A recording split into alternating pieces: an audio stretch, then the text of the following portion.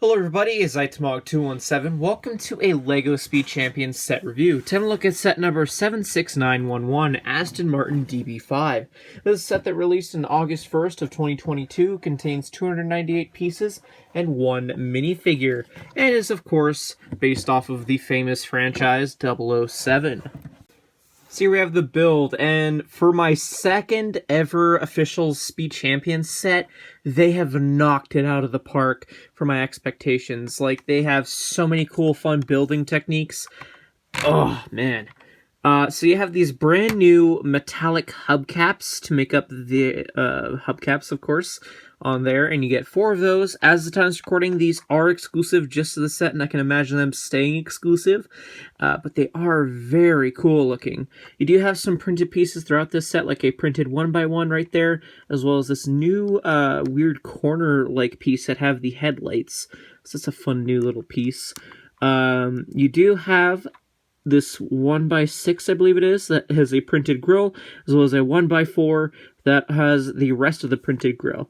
You do have some stickers included throughout the set, and they kind of stick out like a sore thumb due to the color not matching the actual build, unfortunately. That sucks. You do have some printed tiles on the back here with these new Minecraft bread piece tiles. So that makes up the headlights, and you have some stickers back here saying DB5 or just having the Aston Martin logo. Another printed piece is the whole back side of this right here, so that's pretty cool. One thing I guess should be mentioned that is a like and dislike. I like that you have a license plate, however it's stickered, and my biggest issue is that it's on a metallic silver tile. Now, you don't have to worry about the back one. Actually, yeah, you do. So you have to tear off the front and the back one, and the set does give you 4 different options for license plates, which was a feature in the Creator Expert one and was shown in the film. And I think it's great that they include that as an option to flip out, even though there's no real play feature to fit in such a small build. But the fact that they had to put it on metallic silver, these are gonna wear and tear over time, and I don't like that. I really don't like when they include metallic silver, especially for something like this. It's just, it doesn't feel like it's really quality. Yes, it's very fancy and probably accurate, but I just don't like it whatsoever. Anywho, the bottom doesn't really have too much going for it. Looks pretty cool.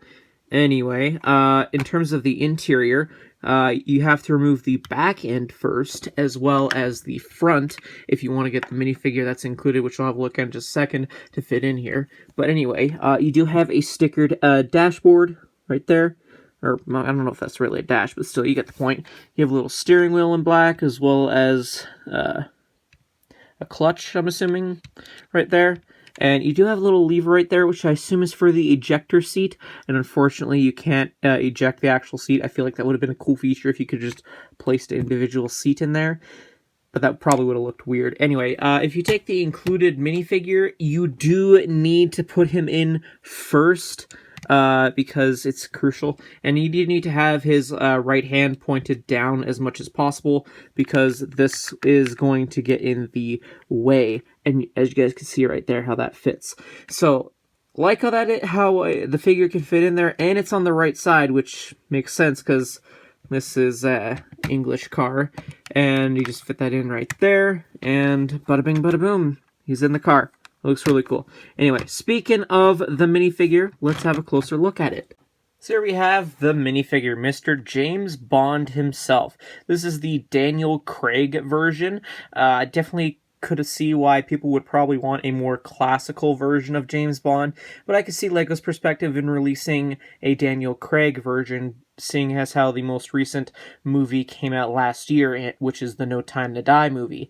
And that's also the outfit supposedly that this is based on, so it looks pretty cool. Mine did have a little bit of a scuff printing on the side right there, but it's hardly noticeable. I do like that nice little hairpiece that isn't really included in a lot of sets. He doesn't have a double-sided facial expression. That's fine. And his accessory is a wrench, which does seem odd, but it's to pop out those hubcaps if you want.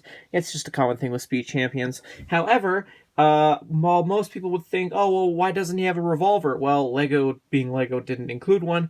Or did they? In the extras, you do get an extra one of these silencer pieces, which you could easily give to 007, and that's probably LEGO's sneaky way of including it, yet not including it? Again, this is an extra piece, so... Anyway, speaking of extra parts, let's have a look at it. So here are all the extra parts that I got in my copy of the set. Taking a look at the instructions, don't like the 3D render, but flipping open, you can tell that they're trying to advertise the building instructions digitally, which there is that QR code if you want to try scanning it. And unfortunately for this build, you don't have a progress bar of the minifigure, which I'm not a fan of. I really like when they use the minifigure as a progress bar. Anywho, skipping all the way to the back, you're able to see the completed model as well as other Speed Champions that released in 2022 and 2021. And then you just have a parts listing, and then a win at the back. Overall, this is a spectacular addition to your Speed Champions collection.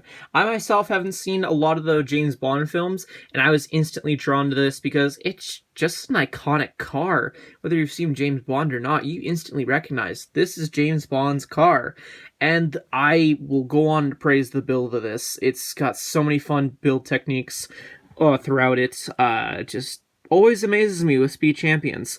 And the amount of parts that are used in this, spectacular. Even the minifigure. Definitely probably could have not used stickers, at least with the weird discoloration. And the same thing goes with the whole license plate things. Like, honestly, why metallic silver? Could have been like just a light bluish gray or something like that. Anywho, definitely recommend picking this up, even though it might seem a little pricey. Still worth picking up.